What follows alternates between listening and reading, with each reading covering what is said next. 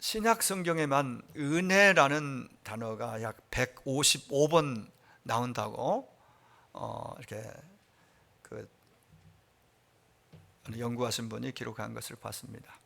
제가 직접 세보진 않았지만 155번 나온다는 얘기는 참 성경, 신약 성경 안에, 성경 전체적으로 성경 하나님 주신 말씀 안에 이 은혜가 얼마나 중요한지, 은혜라는 용어가, 그 의미가 얼마나 우리에게 중요한지를 다시 한번 그것만 보고도 깨닫게 됩니다.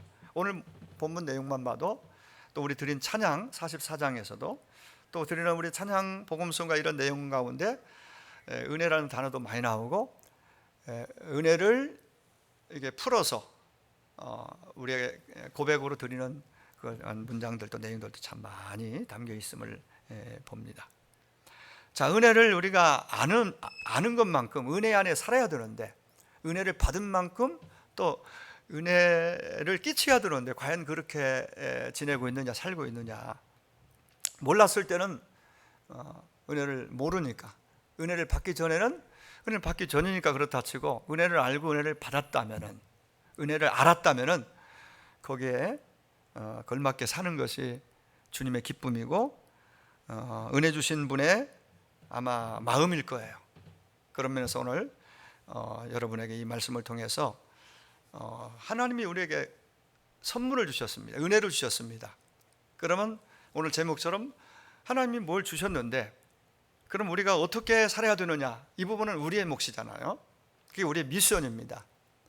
그래서 하나님의 선물과 우리의 미션, 이렇게 제목을 이렇게 정해봤습니다. 자, 우리가 은혜 안에 살기 위해서는 당연히 은혜를 아는 것이 선행되어야 됩니다. 은혜를 모르고 어떻게 은혜 안에서 살겠습니까? 은혜가 뭔가, 이미 내게 은혜를 주셨다면 주신 은혜가 무엇인지를 한번 잘 점검하고 돌아보고 그걸 잘 마음에 좀 새겨야 될 줄 압니다. 에베소서는 교회에 대한 아주 명확한 방향을 제시하고요, 교회가 무엇이고 교회가 세상 가운데 어떻게 정체성을 가지고 존재해야 되는지, 즉 성도가 이 땅 가운데 성도가 교회잖아요. 교회의 머리는 예수님이지만 우리는 그의 몸에 붙어있는 지체, 그러니까 주님과 뗄 수 없는 하나란 얘기죠. 그럼 이 땅에 존재하면서 살아가면서 교회로서, 성도로서 어떻게 사는 것이 마땅한지에 대해서 에베소서는 잘 얘기해 줍니다. 또 하나 중요한 주제가, 그 얘기하면서 은혜 얘기를 많이 합니다.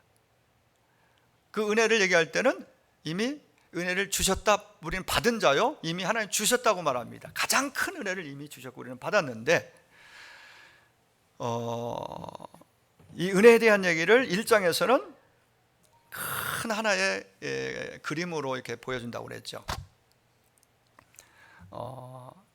우리의 이 은혜를 주시기 위해서, 은혜를 선물로 주시기 위해서 성부, 성자, 성령님께서 어떻게 행하셨는지, 그걸 1장에서 펼쳐서 세밀하게 얘기해 줍니다. 성부 하나님이 우리의 구원을 위해서, 이 구원의 선물을 이 구원의 은혜를 주기 위해서 우리를 선택하셨고 구원의 계획을 세우십니다. 그리고 성자 하나님이 친히 이 땅에 오셔서 당신의 생명을 주셔서 우리의 구원을, 하나님의 구원의 은혜를 우리에게 허락해 주셨고, 그리고 예수님이 자기 몸 생명을 주셔서 이루신 구원을 성령 하나님이 우리 가운데 오셔서 그걸 깨닫게 하시고 믿게 하시고 그분을 따르게 하시는 놀라운 은혜를 주십니다. 이게 다 세 가지, 성부, 성자, 성령 한 분 하나님이시죠. 이 삼위 하나님께서 우리에게 베푸신 은혜가 어마어마하다는 것입니다. 이걸 신령한 복으로 표현합니다. 한마디로 신령한 복을 이미 우리는 받았다, 얻었다라고 얘기를 하고, 2장에 와서는 지난주 말씀과 오늘 말씀까지 해서 10절까지 해서 이 은혜가, 하나님이 풍성한 그 크신 은혜가 예수님을 통해서, 예수님의 사역으로 방향을 딱 맞춰서 우리에게 말씀해 줍니다. 우리가 이 은혜가 필요한 상황이 오늘 1절에서 3절까지는 상황이 뭐냐? 왜 은혜가 필요하냐? 왜 우리의 구원이 필요하냐? 그 얘기를 하고요. 그리고 그러면 그 필요한 구원의 은혜를 주시기 위해서 이 땅에 예수님이 오셔 뭘 하셨느냐? 어떻게 하셨느냐? 예수님이 하신 일. 그리고 오늘 8절 본문 말씀은 그러면 이 은혜를 이미 주셨다면, 받았다면 우리가 어떻게 살아야 되느냐? 은혜의 결과에 대해서 말씀해 주십니다. 자, 지난주에 좀 말씀드렸지만 다시 한번 간단하게 살펴봅니다. 왜 우리에게 하나님의 은혜가 필요한가? 이유는 1절에서 간단하게 이렇게 말합니다. 우리가 죄와 허물로 죽었기 때문에. 우리는 이미 죽은 자라고 그렇게 진단합니다. 예수 믿기 이전에 우리의 모습은 죽었는데 어떻게? 영적으로 죽었다는 겁니다. 육체적인 죽음이 당연히 아니죠. 모든 사람들이 다 이렇게 산 사람들은 움직이는데 살아있다고 말하잖아요. 근데 성경은 나누입니다. 딱 두 가지로. 예수 안에 있는 사람은 살았다, 영적으로 살았다, 산자고, 예수 밖에 안 믿는 사람은 죽었는데 그 죽음이 영적 죽음을 말합니다.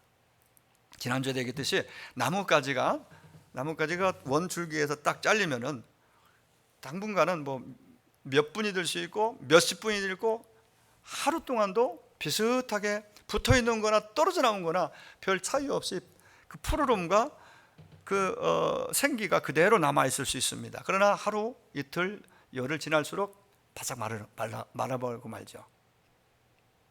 그 원리를 가지고 우리가 살았다, 죽었다를 표현하죠. 살아있는 것 같은데 실제적으로는 죽은 거예요. 왜? 생명의 원줄기에서 잘려나왔기 때문에. 그러니까 생명의 근원은, 원줄기는, 생명의 뿌리는 하나님이십니다.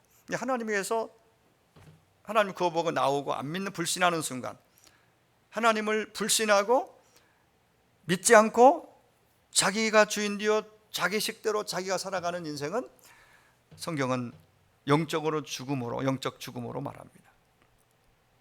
그런데 이 죽음에 이르게 하는, 하나님께 떠나게 만드는 요소를 세 가지로 말합니다. 오늘 본문에서. 그게 바로 2절에 이 세상 풍속입니다.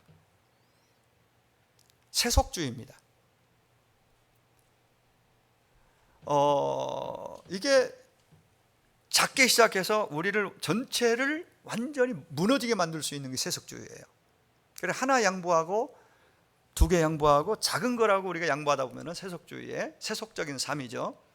우리가 그 기준은 성경을 통해서 웬만하면 우리가 살면서 분별할 수 있습니다. 이게 하나님 자녀로서 믿는 자로서 이게 옳은 건지 그른 건지 합당한 건지 그렇지 않은지에 대해서 우리는 잘 분별하는 지혜가 필요합니다. 어느 정도 분별할 수 있지만 명확하게 분별하고 선택할 수 있는 삶의 전략이 있어야 됩니다. 그냥 따라가다 보면은 세속의 삶은 나를 완전히 하나님에게서 멀어지게 하고 끝내버리게 할 수 있다는 얘기죠. 안 믿는 사람들은 그 세속의 삶이 못 돌아오게 하는 큰 장벽이 되고, 믿는 사람들은 점점 세속적인 삶을 다시 예수 믿기 전에 삶의 모습들로 자꾸 묻혀가다 보면은 나도 모르게 하나님께 멀어지고 떨어져 나간다는 얘기죠. 그런 결과가 올 수 있다. 세상 풍조라고 말했습니다. 또 하나는 공중권세자입니다. 실제는 가장 강력한 우리를 하나님에게 돌아가지 못하도록, 하나님에게서 떠나도록 만드는 가장 결정적인 사악한 영이죠. 마귀, 공중권세 잡은 자입니다. 2절에 나오죠. 그 다음 세 번째는 강력한 또 하나의, 내 안에서 발생하는 또 하나의 또 무엇이 있죠? 욕심입니다. 육체적 욕심. 전에는 우리도 다 그 가운데서 우리 육체 욕심을 따라 살았다. 예수 믿기 전, 거듭나기 전 모습입니다. 육체의 내 안에 있는 죄의 본성입니다. 그 욕심을 따르다 보면은 믿는 사람도 하나님에게서 결국은 멀어질 수밖에 없다. 욕심을 따르다 보면은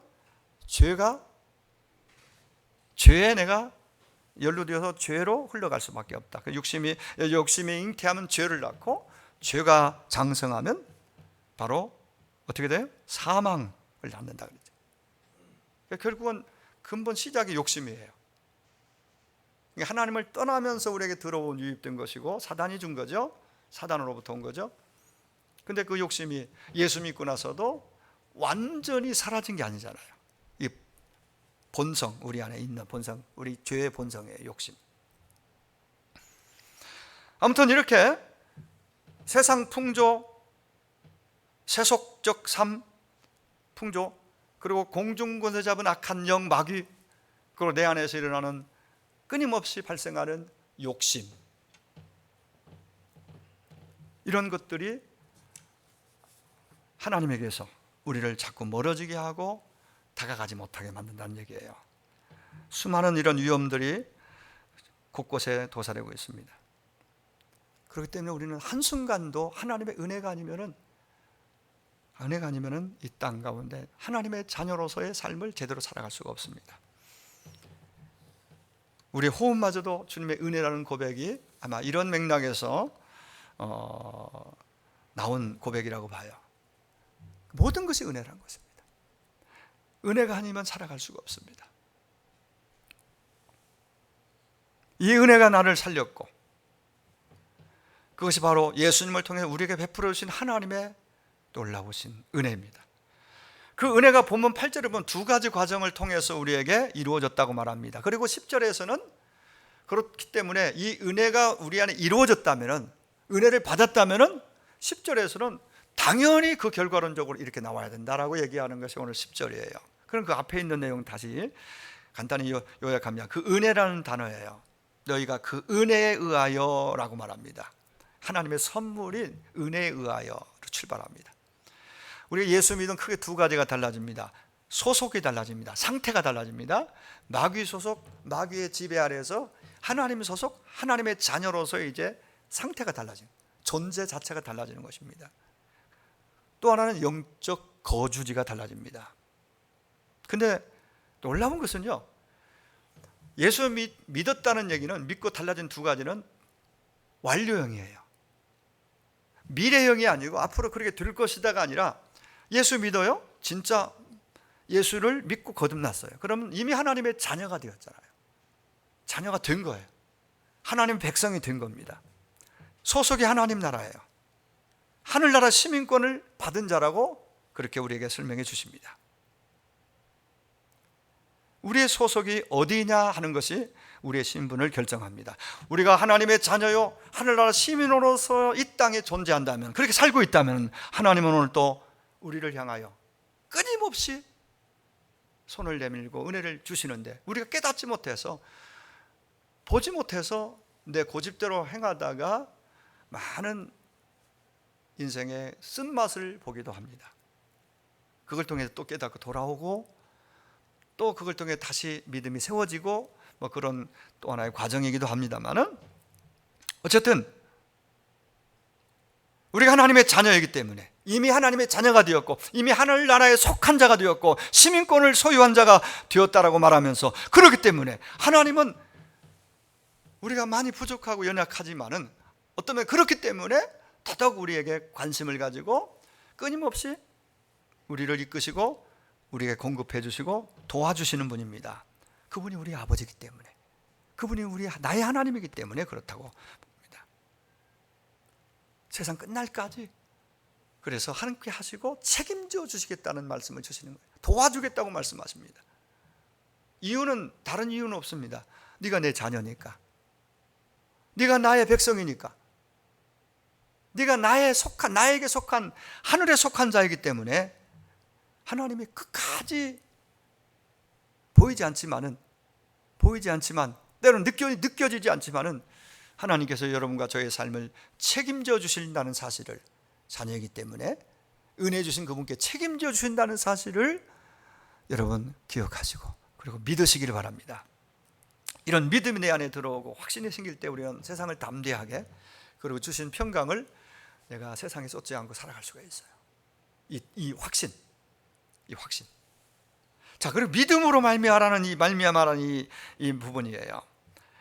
그러니까 하나님이 베풀어 주신 은혜가 믿음으로 말미암아 우리에게 구원이라는 선물을 가져다 주었다라는 뜻입니다. 8절에 너희는 그 은혜에 의하여 믿음으로 말미암아 구원을 받았으니, 한마디로 은혜의 선물이 믿음을 통해서 주어졌다. 믿음이 은혜의 통로요, 은혜를 담는 그릇이다. 그렇게 말씀을 드릴 수 있는 거죠. 믿음 또한 은혜입니다. 하나님이 믿게 해주셔서, 믿을 수 있게 해주셔서 우리가 믿게 되었다라고 표현하는 것이 정확할 것입니다. 이걸 좀 어려운 신학적인 용어로 표현한다면 선제적인 은총이라고도 말합니다. 먼저 베풀어 주셨다는 거예요. 먼저 은혜를 주셨고 그래서 믿게 되었다. 믿어서 은혜를 주신 것이 아니라 은혜를 주셔서 그분을 믿게 됐어요. 은혜를 주셔서 하나님이 나의 하나님이라는 것을 고백할 수 있고, 예수님이 나를 위해 죽으셨다는 것을 깨닫게 하셨고, 선제적 은총으로 인해서 먼저 은혜를 주셔서 그런 모든 것이 믿어졌고 믿게 됐다라는 얘기입니다. 한마디로 모든 것이 은혜라는 얘기죠. 모든 것이. 자, 그러면은 오늘 마지막 10절에서 보여주는 이렇게 어마어마한 신령한 복, 어마어마한 이 하나님의 풍성한 은혜를 입은, 구원을 입은 우리가 이 땅 가운데 그러면 어떻게 살았느냐, 왜 이 은혜를 우리에게 주셨느냐? 구원의 조건이 아니지요. 구원의 조건을 주셨다면 우리가 정말 열심히 노력하고 막 뭘 성취하고 많은 선과 공을 써야 될 텐데, 그렇게 해서 구원받을 자가 세상에 누가 있겠습니까? 하나도 없다고 그랬습니다. 자, 이렇게 하나님께서 허물과 죄로 인하여 죽음 가운데, 사망 가운데 있던 우리들을 살리시고 일으키시고 하늘에 앉혀주신 이유가 뭔가, 하늘의 시민으로 인정해 주신 뭔가 이유가 바로 7절에서는 이렇게 말합니다. 이는 그 은혜의 지극히 풍성함을 오는 여러 세대에 나타내려 하심이라. 오늘 본문 앞절에 7절에 끝부분에 그 은혜의 지극히 풍성함을 오는 세대에 나타내려 하신다. 죄 허물로 죽은 우리를 은혜로 살려주신 이유가 바로 이것이라는 것입니다. 이 큰 하나님의 사랑을 여러 세대에 나타내라. 대대손손에게 이 하나님의 사랑을 나타내라. 이게 큰 은혜를 주신 하나님의 이유, 목적이라는 얘기입니다.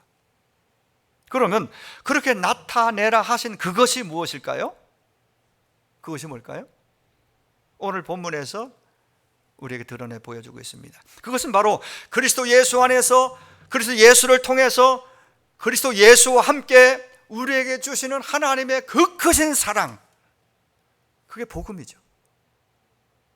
복음이죠. 그 크신 사랑을 자녀 대대로 나타내라, 증언해라, 이렇게도 말하죠. 증거해라. 그리고 많은 사람들에게 하나님이 큰 사랑을 드러내고 나타내도록 하기 위해서 우리를 살리시고 일으키시고 앉히셨다. 하늘나라 시민으로 우리를 하나님이 세워주셨다, 인정해 주셨다. 그렇습니다. 하나님의 사랑이 그리스도의 십자가에 나타났습니다. 하나님의 사랑이, 그 큰 사랑이 십자가를 통해서 세상 가운데 드러났습니다. 우리는 그 사랑을 은혜로 받았습니다. 은혜로 그 사랑이 내 안에, 은혜로 그 사랑을 입었습니다. 그러면 이 은혜를 주신 목적이, 이 은혜를 입은 자들이 해야 할 일은 그 큰 사랑을 세상에 나타내는 거예요. 세상 가운데 증거하는 거예요. 그러면서 하신 말씀이 오늘 9절이에요. 행위에서 난 것이 아니니까 구원받은 거 네 자랑하지 말아라. 행위에서 났다면 자랑하겠죠. 내가 이렇게 했더니 이렇게 구원해 주셨어. 내가 이렇게 했더니 이렇게 됐어. 이렇게 했더니 된 것은 자기 자랑이죠. 자기가 한 거니까 자기 자랑할 만하죠. 그러나 이건 구원에 있어서 우리가 한 일 아무것도 하나 없다는 거예요. 자, 행위에서 난 것이 아니니까 자랑하지 말라. 무슨 말씀입니까? 구원 얻은 것을 자랑하지 말라는 것입니다. 너희가 노력해서, 너희가 선행으로 받은 것이 아니고 그냥 은혜로 선물로 받은 것이기 때문에 너 자랑하지 말아라.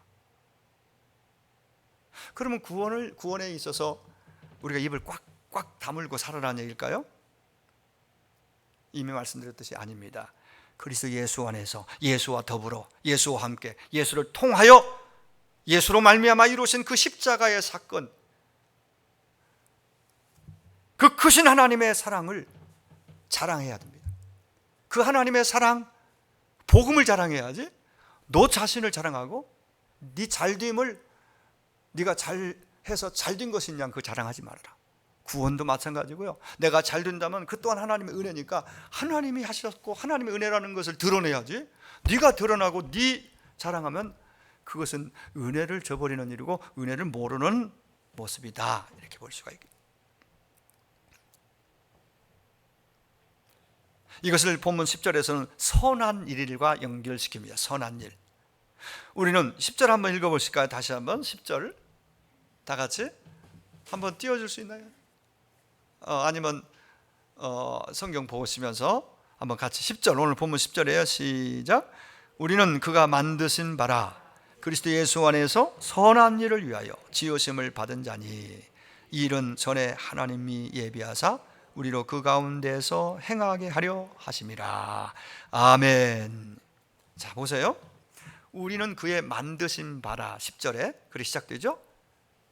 만드신 바라. 이 만드셨다는 만드신 바라 이 말이 헬라어로는 포이에마라는 용어예요. 포이에마는 작품, 창작품을 말하는 단어입니다. 하나님의 창작품이라는 거예요. 우리가 창작품, 하나님의 새 창조를 가르칩니다.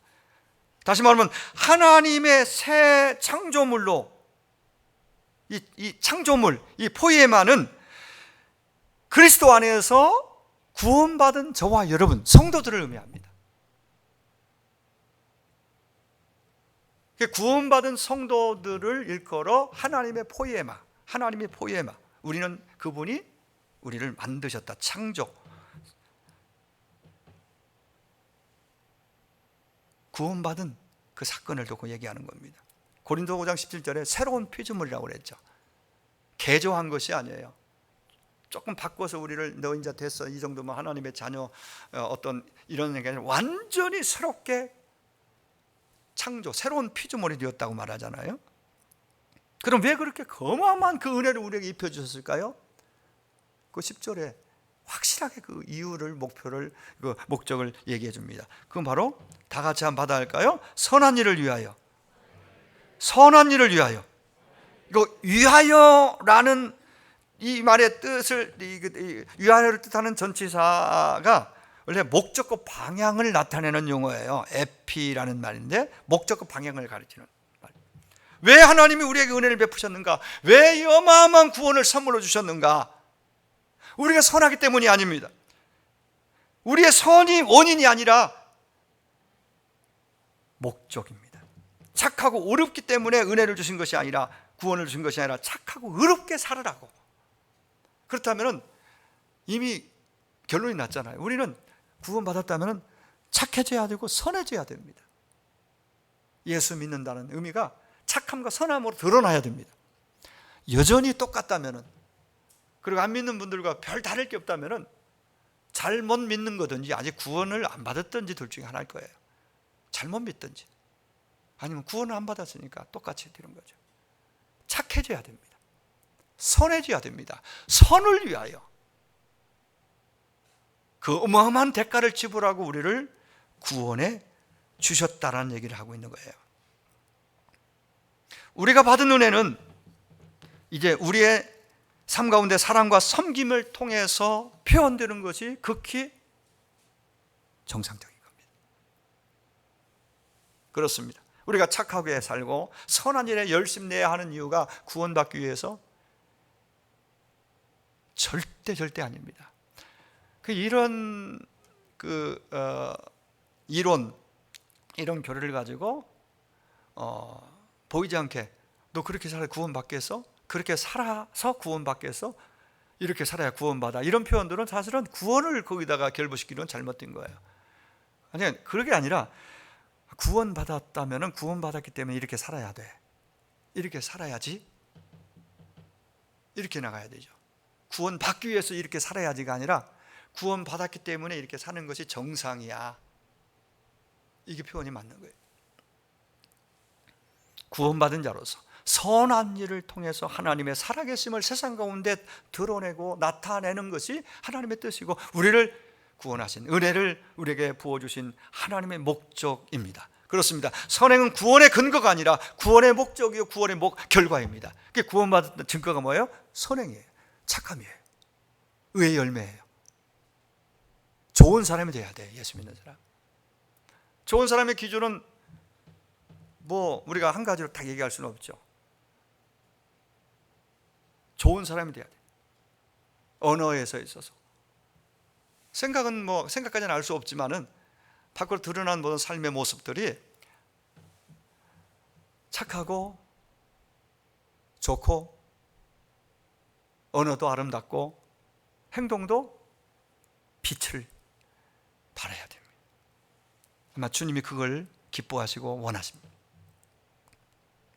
구원의 근거가 아니라 선행은 구원의 결과예요. 한번 물어봅시다. 여러분 예수를 구주로 분명히 믿고 구원받았다는 확신이 있으시죠? 그렇다면 여러분의 구원받은 확신, 믿음이 있다면 그러면 그 증거가 오늘 말씀에 비춰서 선으로 착함으로 나와야 된다는 얘기를 오늘 본문을 하고 있는 거예요. 구원을 나무로 비유한다면 선행은 그 나무의 뿌리나 줄기가 아니라 열매입니다. 열매. 선행은 그 열매예요. 그분이 내 안에 와 계시고 내가 그분 안에 있는 게 구원받은 자의 삶이고 모습인데 그러면은 열매로 밖으로 표출되는 입술의 말 언어와 행동을 통해서 그 증거로 열매로 나타나는 것이 그게 아주 자연스러운 일이다. 그런데 그 열매가 안 나타나고 근심과 걱정 속에 두려움 속에서 그리고 예수 믿기 이전과 별 다를 바 없는 그러한 마음과 행동들로 살아가고 있다면 이것은 정말 고민이지 않을 수 없습니다. 정말 구원받았는지 거듭난지를 한번 점검해보고 복음을 다시 듣고 돌이켜야 됩니다. 자, 이제 말씀을 좀 정리하려고 합니다. 루터라는 종교개혁 아주 앞에서 기치를 들었던 루터는 이런 말을 합니다. 믿음은 은혜의 자녀요 또한 선행의 어머니다. 선행은 칭의의 조건이 아니요 칭의의 필연적 증거다. 그래, 은혜로 의롭게 되었다면 선행이 나와야 된다는 얘기예요. 당연히 나와야 된다는 거예요.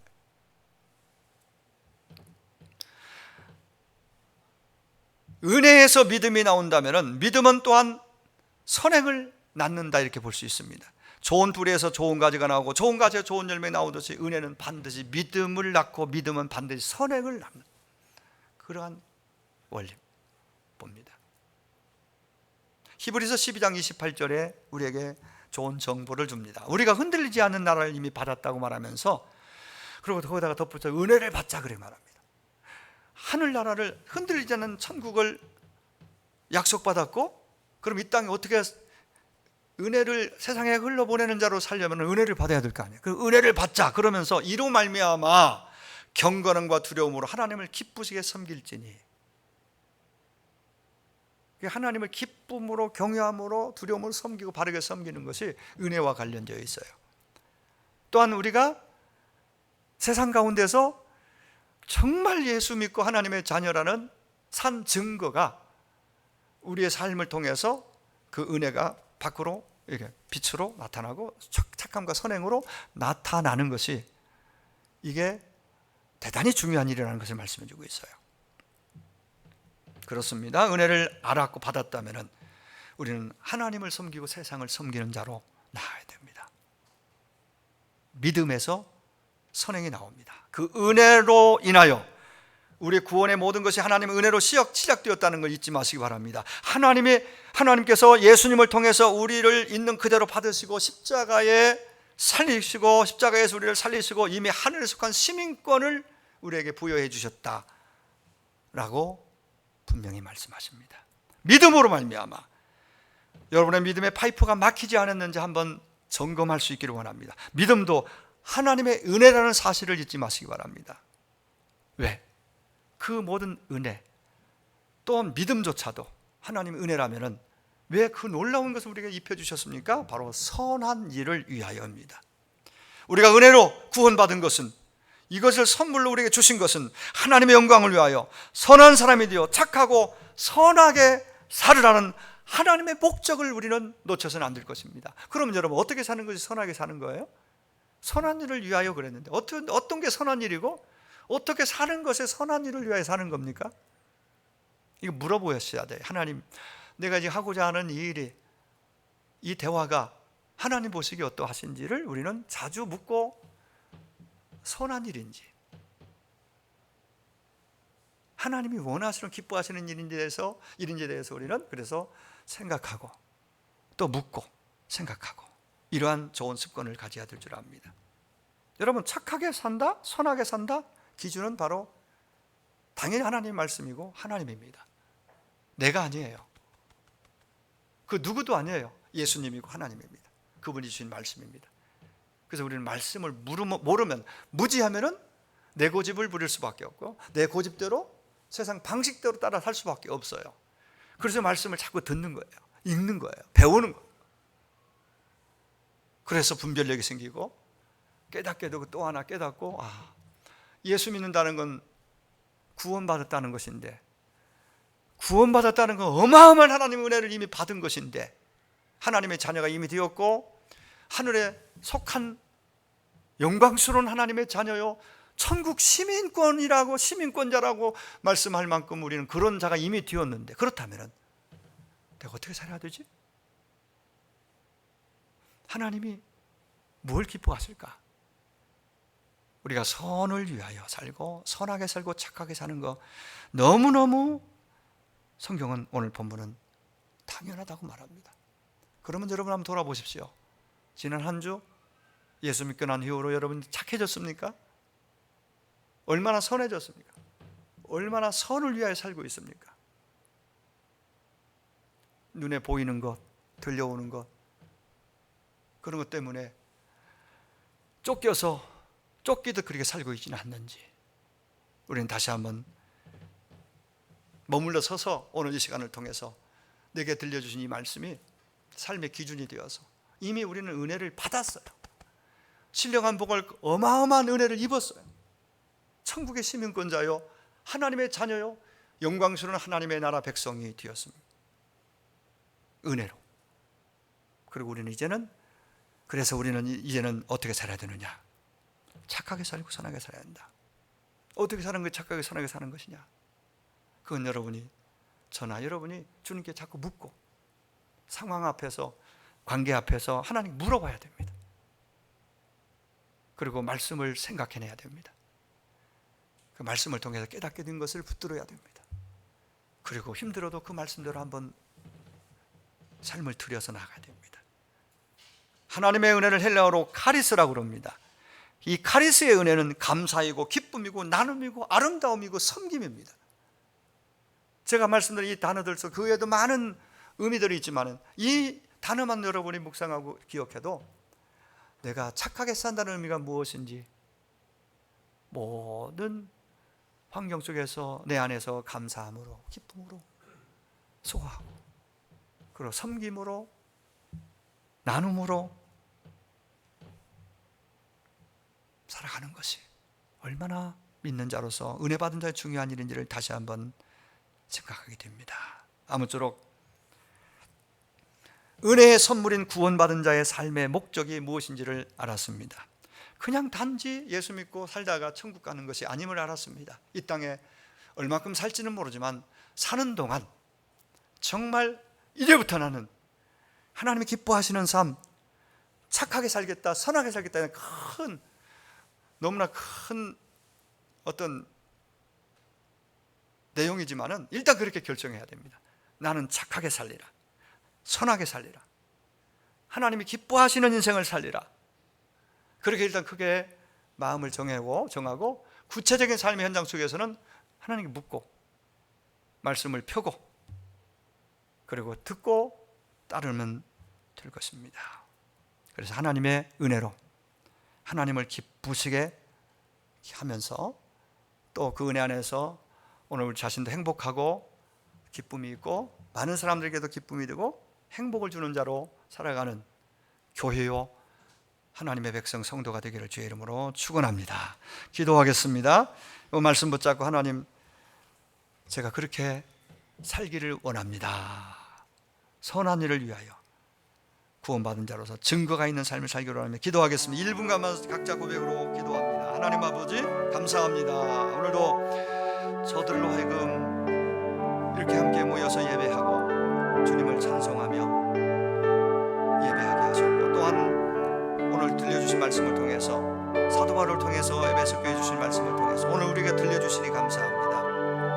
우리는 이루 말할 수 없는 어마어마한 하나님의 신령한 복 은혜를 입었습니다. 이 은혜를 우리 입혀주시기 위해서 성부 성자 성령 하나님 삼위일체 하나님께서 얼마나 놀라운 일을 행하셨는지 깨달았습니다. 은혜를 이미 받았습니다. 구원받았습니다. 선물을 받았습니다. 하나님의 자녀여 천국 시민권자로서 이 땅에 어떻게 살아야 되는지 오늘 말씀처럼 선하게 살고 착하게 살고 빛으로 나타나고 착한 행실로 나타나고 그래서 하나님의 영광을 드러내며 그렇게 살아갈 수 있기를 원합니다. 붙잡아 주시옵소서. 주여 도와주시옵소서. 하나님 아버지 감사합니다. 오늘도 우리에게 들려주신 말씀이 내 말씀이요 내 양식입니다. 우리는 분명히 알고 믿고 고백합니다. 예수를 구주로 믿었고 하나님의 자녀가 그래서 되었고 천국의 시민이 되었습니다.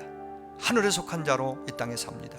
이 어마어마한 은혜를 이미 입었고 받았습니다. 그렇기 때문에 그 은혜를 주신 하나님의 뜻과 하나님의 목적이 무엇인지 또한 들었으니 선한 일을 위하여 하나님 영광을 나타내고 드러내는 일에 우리 쓰임받고 그래서 그 위해서 착하게 선하게 감사하며 그렇게 살아갈 수 있도록 오늘도 지혜도 믿음도 건강도 담대함도 허락하여 주옵소서. 예수님의 이름으로 기도하옵나이다. 아멘.